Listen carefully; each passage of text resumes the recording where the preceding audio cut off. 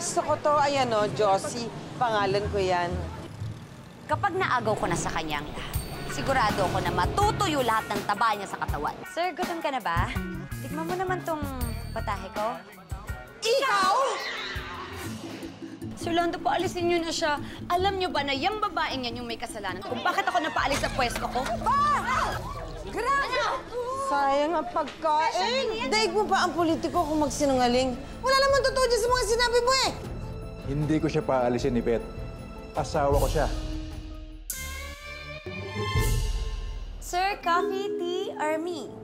Naging sekretarya ng asawa mo ngayon. Sandali, ito, magkape na lang po muna. Yung dati mong karibal dito sa food park. Oh, sir, relax lang kayo. Akong bahala sa inyo. Tingin ko nakalimutan na yun ni Daddy yung promise niya kay Macy. Laging tumutupad ng promise si Daddy.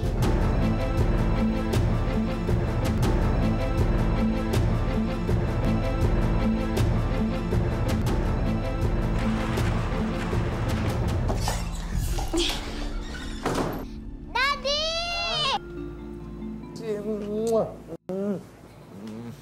Oh, ba't kinapunta rito? Anong bakit? Di ba may usapan tayo ngayon? Lalabas tayo? Oo nga po, di ba nag-promise kayo kay Macy na pupunta tayo? Panira talaga yung balyedang yan. Nakalimutan mo? Nakalimutan ko nga. Sorry.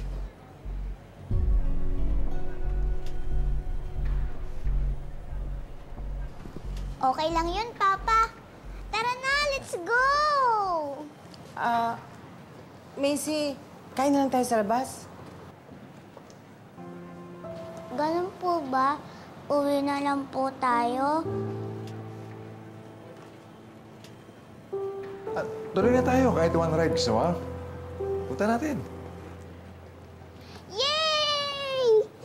Halika na, halika na. Sandali, magsisiyar lang ako. Teka muna, Josie.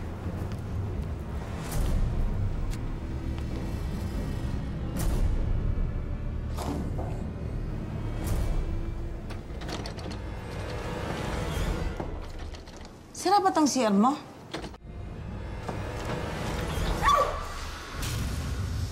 Anong ginagawa mo dito? Ma'am Josie, nakagamit lang po ako ng banyo. Kayo nakapaan dyan? Opo, nahihiya naman po kasi akong lumabas kasi baka masira ko yung family moment niyo. Sigurado ka? Yun lang? Opo, Ma'am Josie, wala naman ako ibang gagawin, di ba?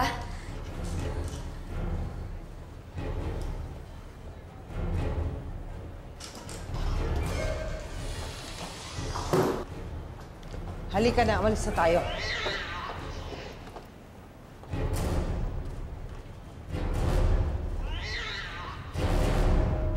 Ang mga kabit, parang mga pusang gala. Kakainin ng tira mo, tapos dudumi sa bakuran mo. Akala mo wala, pero di mo alam. Hinihimas ang amo at inaangkin ang dapat ay sa'yo.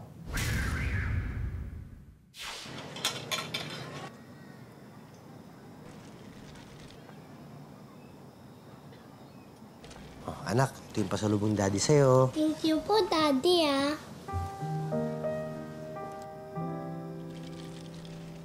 Han, kain na.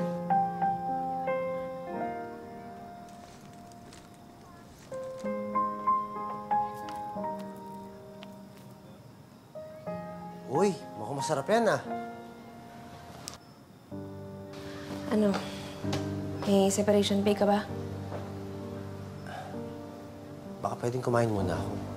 Kakarating ko lang, di ba? Babe, pagod pa ako. Bakit ka ba umalis sa trabaho mo? Kasi nga, inaway ko yung boss ko. Kasi pilit niyang nilalagdagan yung set ko. Oh, Patagdag ng kanta. Wala namang bayad. Ang daya kaya nun. ka na naman eh. Pinairal mo na naman yung pride mo. Maano ba naman yung magdagdag ka ng 2, 3 kanta? Tapos kapag nagustuhan nila, tsaka ka humingi ng bayad, di ba? Babe, maniwala ka sa akin. Makakabalik ako ng Japan. Makakapagtrabaho ko ulit. Pero please, enjoy na lang muna natin to. Parang nababakasyon lang ako. Sige.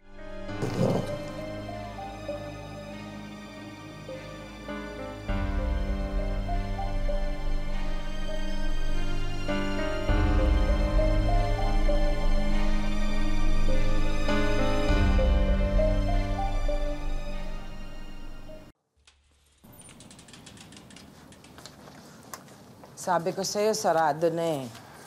Dapat pala kumain na lang tayo sa labas. Nagugutom ka ba? Opo, ma. Ano gusto mo kainin? Kung ano Mami, ako po, matutulog na po ako. Okay, good night. Sensya ka na, anak, ha?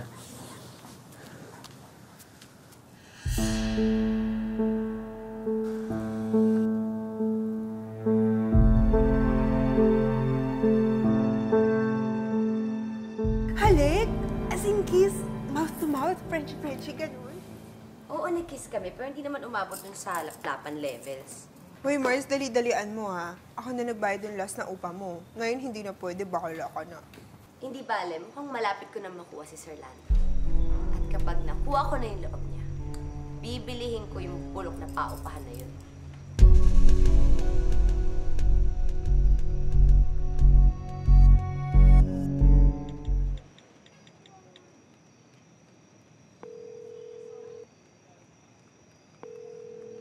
Hello, Yvette. Sir Lando mo ito. Sir, napatawag po kayo? Napatawa kasi... Alam mo naman, may asawa akong tao. Nangyari sana, kalimutan na natin. Huwag natin pag-usapan pa. Sana wala na makalam nun. Sorry talaga, ha? Ako, Sir Lando, wag po kayo humingi ng sorry. Eh, ako nga po yung dapat humingi ng sorry sa inyo, eh. Hindi, akong boss mo. Sa nangyari, responsibilidad ko yun. Sana mapatawad mo ako. Sir naman, kayo, napaka-gentleman niyo naman. Walang ibig sabihin yun. Kalimutan mo na yung halik na yun. Dad? Ano pong halik? Sino po kausap niyo? Walang. Tito Eman mo lang. May problema naman sa opisina eh. Akala ko naman kung sino kahalikan niyo eh. Talaga si Tito Eman, hindi na wala yung pagkababaero niya. Huwag mong gagayahin yun, ha? Hindi po talaga, Dad. I swear. Hindi ako magiging babaero, stick to one lang po ako. Siyempre, natutunan ko sa inyo yun, di ba?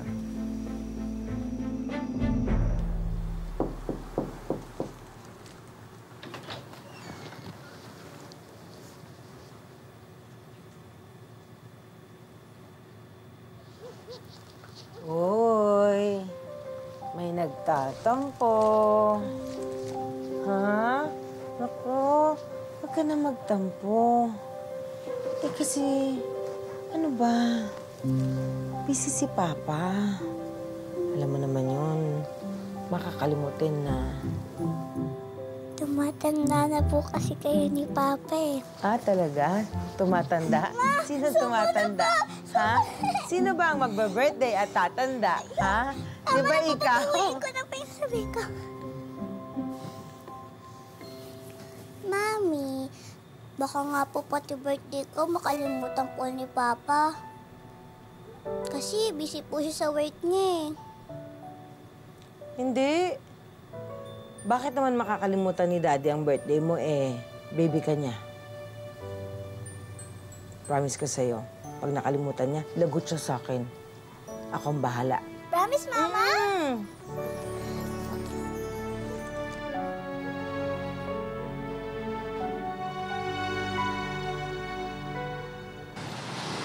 Ayan. Ito mas okay. No, sorry. Oo. Pero teka, baka naman masyadong bongga to para sa birthday ni Macy. Ano ka ba, Mar? Sila ang #1 na kiddie party organizer dito sa Manila. Tsaka sobrang murang-mura lang. Tapos, kaya nilang ibigay yung mga theme na gusto mo. Sa murang halaga. Sa murang halaga. Bakit ang dami mong alam tungkol sa kiddie party? Syempre, nagre-research na ako. Alam mo na, kapag dumating na yung baby ko, Mars, para meron akong alam, di ba? Talagang gusto mo na, no? Uy, teka nga pala, maiba naman ako. Ikwento mo na sa akin yung nangyari dun sa sexing secretary. Di ba tapos na yung trabaho niya? Naku ha, baka kung ano nang ginagawa niyang kay Lando mo. Wala. Ikaw talaga. Kung saan-saan lumilipad ang utak mo. Sabi ko na nga ba? Kasama naman sa kapitan mo! Sa bahay na lang ako. Huwag dito. Huwag dito.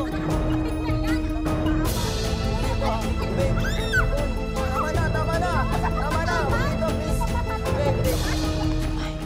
Alam mo, in fairness, Mars, ha, ang ganda ng strategy niya sa paghuli. Pwede kong gawin niya kay Art. Ano ka ba?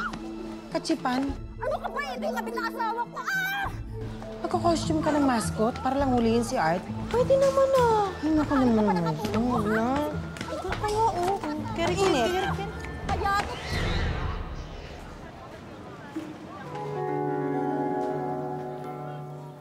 Breathe in.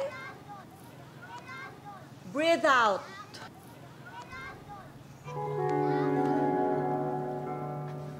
Alam mo, sis, napa-vibes kita eh. Problemado ka na naman ba?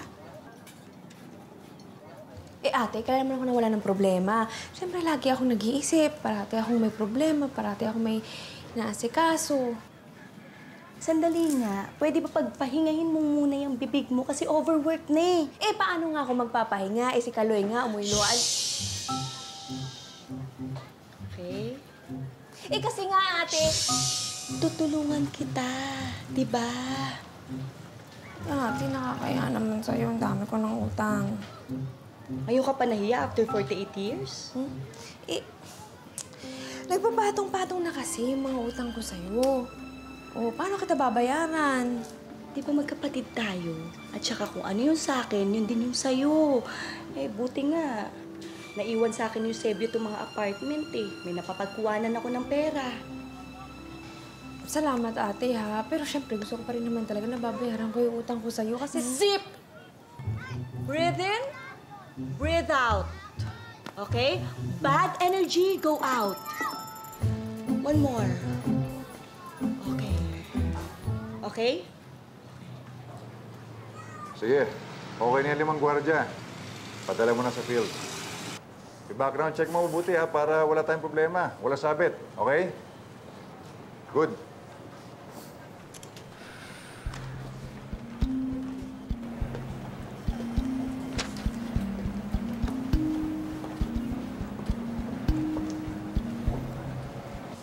Sir? Ben. Sir Lando, pinag-isipan ko po itong mabuti kagabi. Sana po, nagbigyan niyo po ako.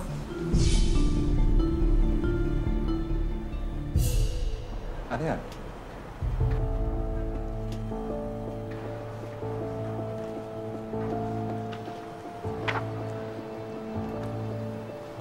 Mag-i-resign ka?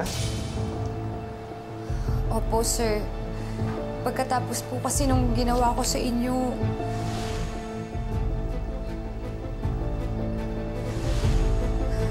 hindi na po ako tamang maging sekretarya niyo eh.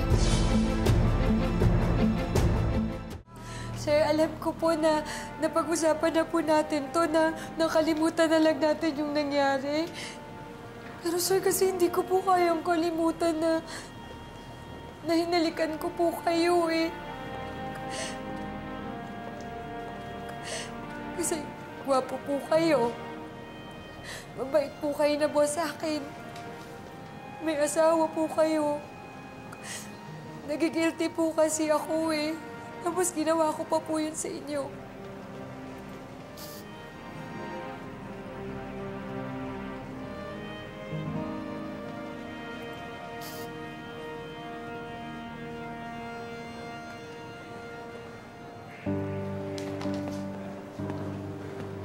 Ibe. Wala namang kaso sa akin yan eh. Kalimutan mo na yun. Okay? Hindi, sir. Sir, para wala na lang pong gulo, alis na lang po ako dito. Total po, nagkaroon na rin naman po ako ng marangal na trabaho eh. sigurado naman po na merong tatanggap na iba sa akin. Tapos sir, kung wala po ako makuhang trabaho, siguro babalik na lang po ako sa pagsasayaw ko.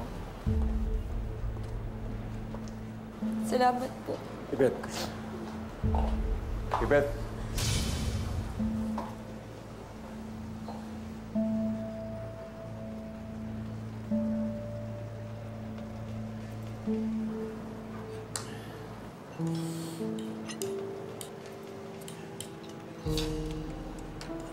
Parang hindi ko nakikita yung sekretarya mo.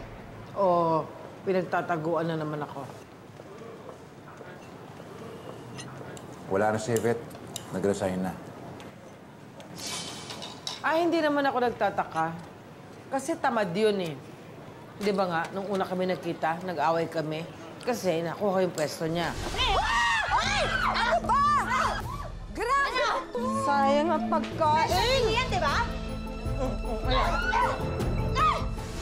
Kaya ako nakuha kasi pinabayaan niya. Siya yung tipong nagpapabaya sa trabaho. Kaya siguro nag-resign.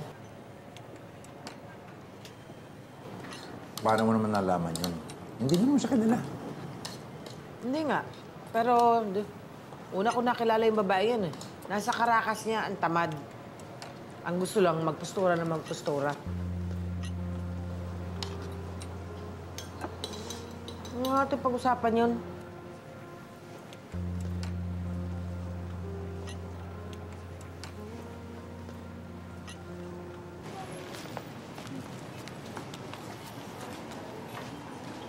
Friend! Friend, nag-text si Fernando. Pabayaan mo na yan. Ano ka ba? Bakit ka ba talaga nag-resign? Ano, tanga-tangahan School of Acting na naman? Alam mo, ikaw itsusera ka rin. Di ba sinabi ko nga sa'yo, meron akong plano. Eh dahil doon, nahabulin ako ni Lando. Tsaka di ba ikaw, minamadali mo na nga ako, kaya nga ayan, minamadali ko na rin siya. Baka sa susunod niyan, ako na yung business partner ni Lando. Ako? Siyempre. Ano ka, may bet? Ano? Nasaan na yung bayad mo? Aling Ana, pasensya na baka sa susunod na buwan na lang kasi nawalan ako ng trabaho ngayon eh. Nag-resign ako. Lagi ka na lang ganyan. Lagi ka na lang may paawa effect. Hindi na over sa akin yan. Ang sabihin mo, wala ka naman nakabitan, kaya ganyan ka.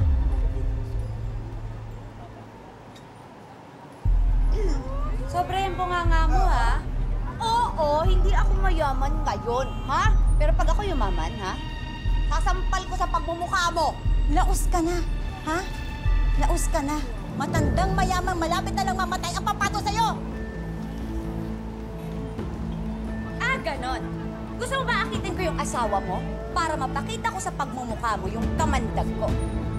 At pag nagkataon, libre na ako sa renta ko dito.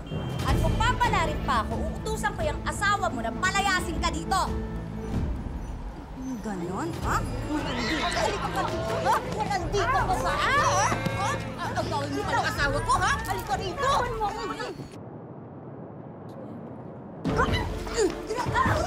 Halika ka! Antay ka yan! Antay mo ko yan! Sipasok ka kayo sa loob! Anong yun? Ang sarap! Halika na, friend! Hindi ka? Halika dito, babae ka. Ha? Halika ka! Yan, ha?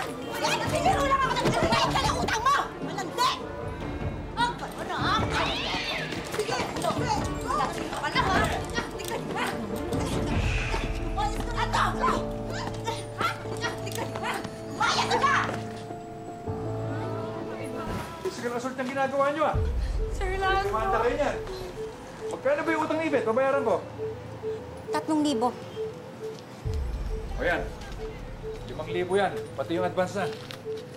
Pali. Sir Lando, salamat eh. Pahirapan Ayan na. pa ako.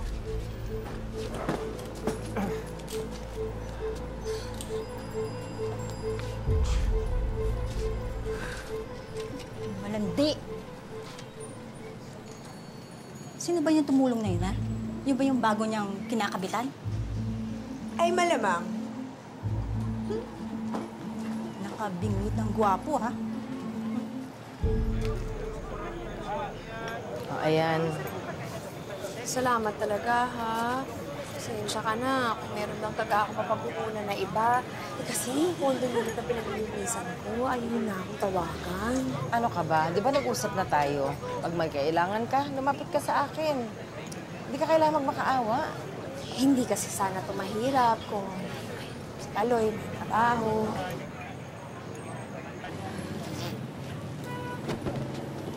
Sir Lando, salamat po Alam niyo, patong-patong na po yung utang ko sa inyo eh. Nakakaya na nakita niyo pa akong ganito.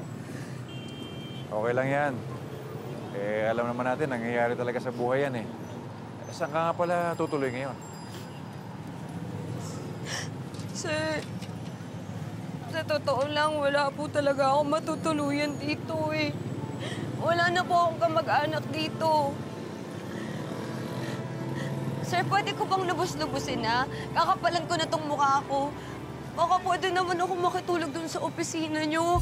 Ha? Pangako ko sa'yo, maglilinis ako. Magiging masipag ako, tsaka hindi ako magiging sagabal sa trabaho mo, sir. Parang awa mo na, sir. Sige na, wala pa talaga akong matutulugan, sir.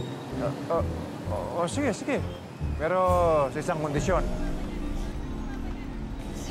Sir, salamat, sir, ha?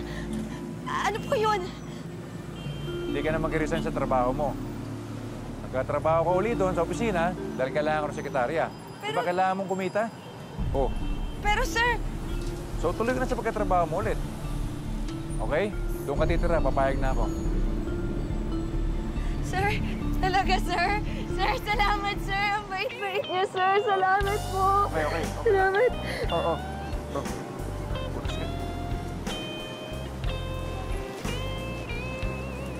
Wala ka na.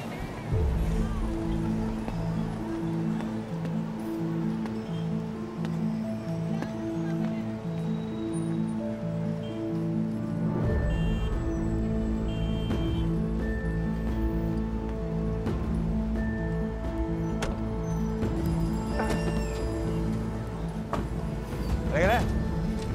Sige po, sir.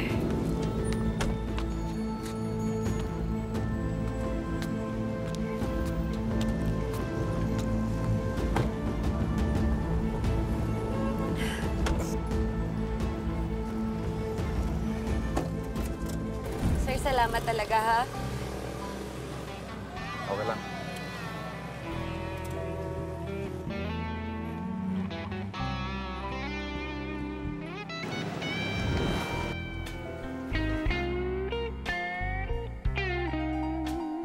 Hi, Sir Eman. Thank you nga po pala at pumayag kayo na magstay ako dito sa office nyo, ha? Thank you.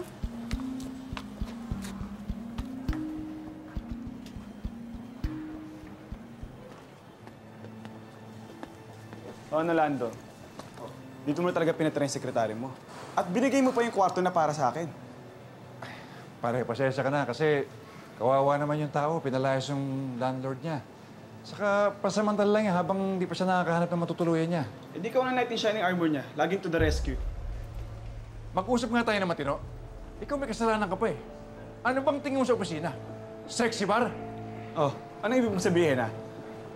Yung 3 gwardiyan babae, nag-resign dahil sa reklamo sa'yo. Gusto mo madoli tayo? Mareklamo tayo, magsara tong kumpanya? O bakit? Kumuha naman ako ng bagong gwardya. Huwag ka na mag-hire ng bagong gwardya, lalo yung mga babae. Lalandi mo lang. Yang hiya naman ako sa'yo. Napakalinis mo. Ikaw ba, sa buong buhay mo, wala ka ba nilandi bukod sa asawa mo, ha? Anong ibig mo sabihin? Ayun, save it. Ano yun? Ano yung makatitigan nyo?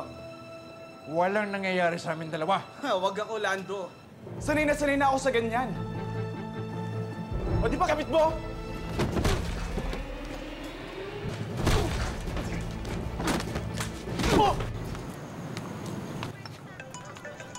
Ate Josie, may tumatawag po sa inyo. Hello? Ano? Si Lando? Kakikipag-away? Suntukan? Ha? Andyan ako. Sige. Okay. Sige. Mars, ano nangyari? Kayo na muna pala dito. Oh, sige. Huwag ka mag-alala. Si Lando raw nakikipagsuntukan.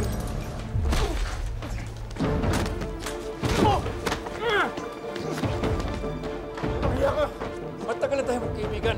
Hindi Hindi ko kabit si Yvette! O talaga? Ako nagturo sa'yo! Ako nagturo sa'yo makabit! Hindi ko alam ang sinasabi mo! O bakit? Di ba may sikreto kang malupit? Di ba? Ano ang pangalan nun?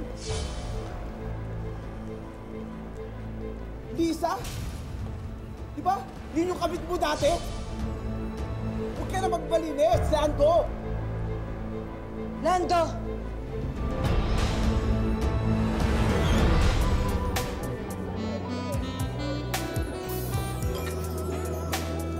Di ba may sikreto kang malupit? Di ba? Ano ang pangalan nun?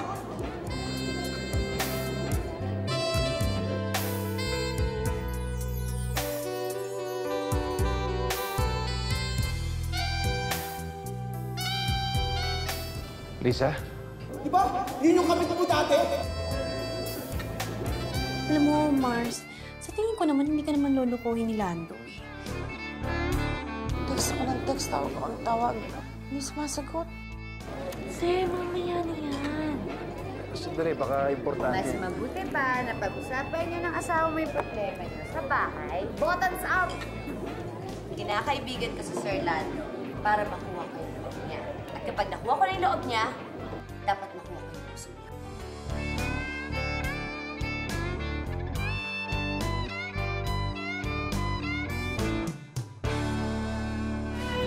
Tukso ka ba sa puso ko? Huwag paglaruan ang Alice?